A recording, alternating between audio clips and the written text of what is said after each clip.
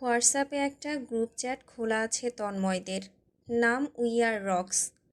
এখানে সবগুলো বন্ধু অ্যাড। দিনরাত টুকটাক টাইপিং চলতে থাকে। আজও তাই। তন্ময় 2বার গিয়েছে, রিপ্লাইও দিয়ে এসেছে, তাও হচ্ছে না ওদের।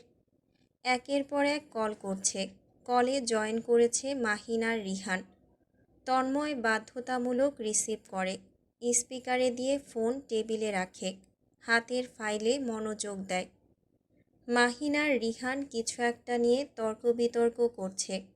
একসময় তর্ক থামিয়ে মাহিন উচ্চস্বরে বলল, এই তন্ময়। হুম, শুনলাম তোর ভবিষ্যৎ পিচ্চি বউ এসেছে। কই তোর বাচ্চা প্রেয়সী? আশেপাশে কান্না করছে বেচারি। নিশ্চয়ই কান্নাকাটি করছে। কান্না করতে মানা কর, আমি আছি ওর জন্য। অনেক যত্ন করে বড় করব, তোর থেকে ভালো রাখব। তন্ময়ের জবাব না পেয়ে মুখ টিপে হাসে মাহিন। রিহান হেসে হেসে বলে, বাচ্চা প্রেয়সী কই আর থাকবে, তন্ময়ের কোলে বসে ফিডার খায়। এর জন্য ডিরেক্ট কোলে বসে। তন্ময় ধীরে সুস্থে স্পিকার সরিয়ে ফেলে। ওরও একটু পরপর উকিঝুঁকি দিতেই থাকে, এসব শুনে ফেলতে পারে। সে কানে ফোন গুজে গলা নামিয়ে বলে, কোলে বসিয়ে ফিডার খাওয়াবো নাকি চুমু সেটা তো তোদের বলবো না। মুহূর্তেই হইচই শুরু করে মাহিন। রিহান চিৎকার চেঁচামেচি করছে। কান থেকে ফোন সরাতে হলো তন্ময়ের। এত শব্দ করে ছেলেগুলো। ওরও অনেকক্ষণ যাবৎ বিড়বিড় করছিল, বৃষ্টি কেন আসছে না। তন্ময় আর চোখে তাকিয়ে শুনছে শুধু। ক্ষণে ক্ষণে মেয়েটা জানালার সামনে এসে দাঁড়িয়ে বাহিরটা দেখছে। বৃষ্টি শুরু হলে তারপরেই নাকি সে খেতে বসবে গরম গরম খিচুড়ি। এটাই তার বাহানা। বাহানাখানা জবেদা বেগম মেনে নিলেও তন্ময় মানেনি। ধমক দিয়েছে, সেই ধমকে কাজ হয়নি। উল্টো মুখ গোমড়া করে চুপসে আছে। কিছুক্ষণের মধ্যেই আকস্মিক একঝাঁক বৃষ্টি নামল। প্রবল বৃষ্টির শব্দ ভেসে আসছে। বাতাসের প্রলয়ের সঙ্গে লেপটেছে সেই বৃষ্টির জল। ছুটে আসছে জানালা দিয়ে। ওরু সেদিকে ছুটে গিয়ে দাঁড়াতেই ফোঁটা ফোঁটা জল স্পর্শ করছে তাকে।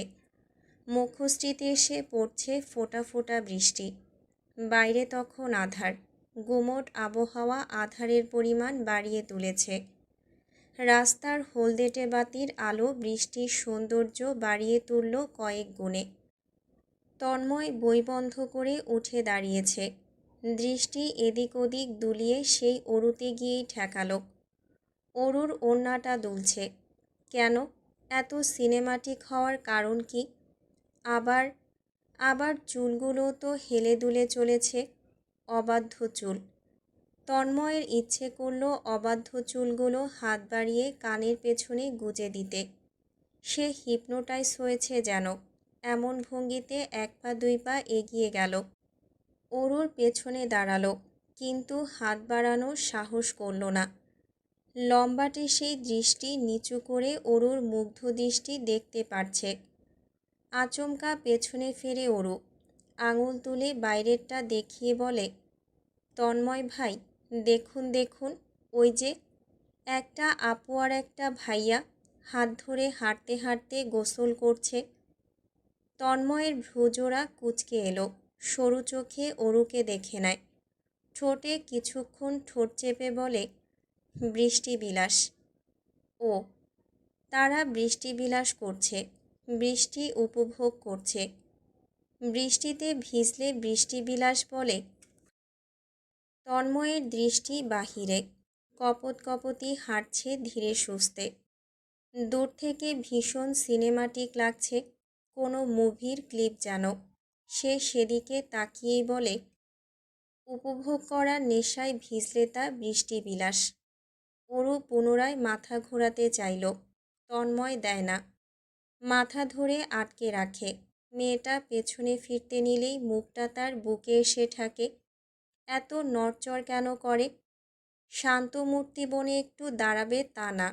অরু সেভাবেই ছটফট মুখে বলতে থাকে, বৃষ্টি বিলাস, তাহলে তো আমারও বৃষ্টি বিলাস করতে ভালো লাগে। আমি তো বৃষ্টি হলেই ভিজি। ওদের দারুণ লাগছে। চলুন তন্ময় ভাই, আমরাও বৃষ্টি। তন্ময় বাকিটা আর শোনার সাহস করে না, ওর মাথা ছেড়ে দেয়, গম্ভীর স্বরে বলে, খেতে আয়, এবং তৎক্ষণাৎ হুড়মুড়িয়ে বেরিয়ে যায়। দ্বিতীয়বার ফিরে একটুখানি দেখার সাহস করে না। এই একটুখানি মেয়েটা কিছুই বোঝে না, অথচ কথাবার্তা এমন বলে যে তন্ময়ের মস্তিষ্ক জ্বলে ওঠে, রক্ত ঠান্ডা হয়। হাত মুখ ধুয়ে তন্ময় ডাইনিংয়ে আসে, চেয়ার টেনে বসে। জবেদা বেগম খাবার সার্ভ করছিলেন। প্লেট এগিয়ে দিতে নিয়ে বলেন, রানার দরকার কিছু।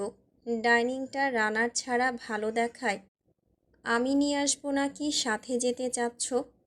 অনেক কিছু দরকার। দরজা জানালার পর্দা, কিছু সুন্দর বিছানার চাদর, বারান্দা দুটো খালি, সেখানটা সাজাতে বেশ কিছু সরঞ্জামও লাগে। তুই তো কাল ইন্টারভিউ দিতে যাবি, জব হয়ে গেলেই ব্যস্ত। আমাকে কিভাবে নিবি? সময় আছে? কিভাবে শিওর হচ্ছ জব হয়ে যাবে? নাও তো হতে পারে। জবেদা বেগম পাশেই ছিলেন, খিচুড়ি বেড়ে দিচ্ছিলেন। তন্ময়ের প্রশ্ন শুনে চটপট ছেলের মাথার উপর অর্থাৎ চুলের মধ্যখানে একটা চুমু দিয়ে বসেন। হেসে হেসে বলেন, আমার ছেলে সব দিক দিয়েই পারফেক্ট। জব না হয়ে উপায় আছে? মা, এসব জব পারফেক্টনেস দিয়ে হয় না, তুমি নিশ্চয়ই জানো। বললেই হলো, যে কোনো কিছু হাসিল করতে পারফেকশনিস্ট হতে হয়, আর তুই তো তাই।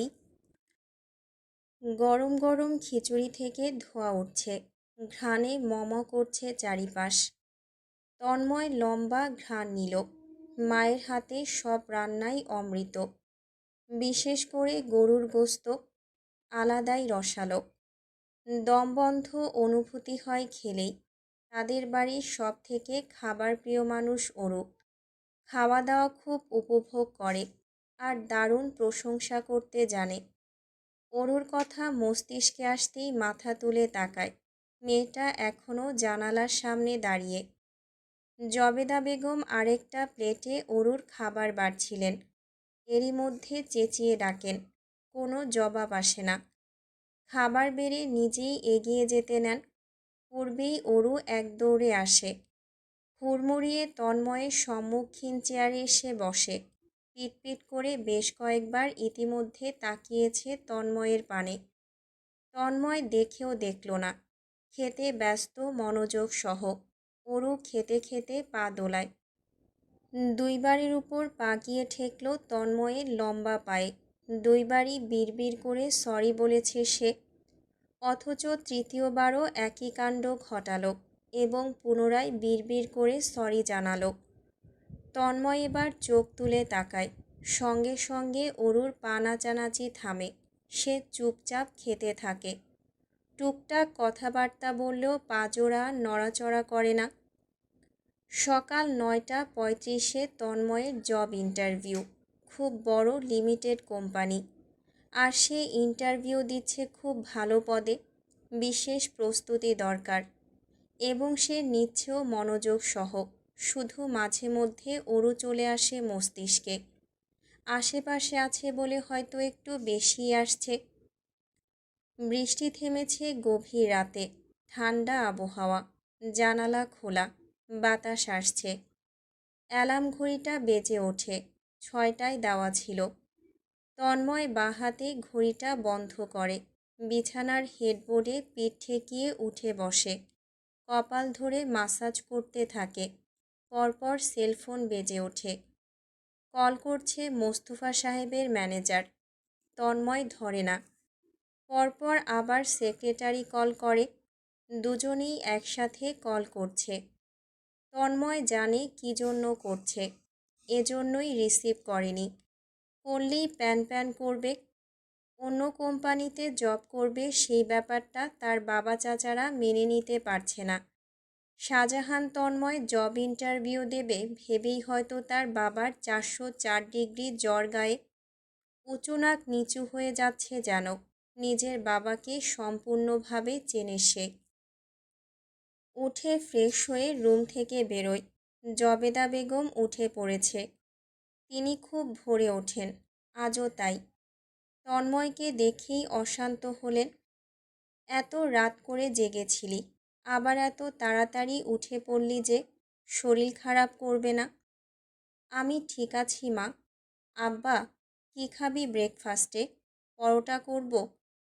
তন্ময় পরোটা খায় না, ব্রেড খায় জেল দিয়ে, ফ্রিজেও আছে। কিন্তু পরোটা খায় অরু। পরোটা দিয়ে আলু ভাজি পছন্দর। তন্ময় বলে, আচ্ছা। অরু উঠেছে? জবেদা বেগম হাসতে লাগলেন।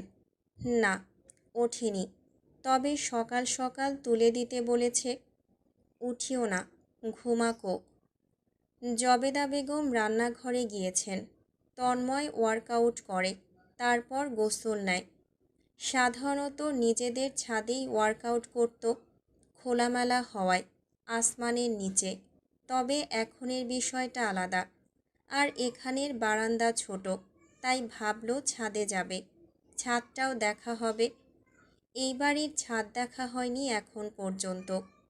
গতকাল রাতে তীব্র বর্ষণ হয়েছে, আবহাওয়া সুন্দর।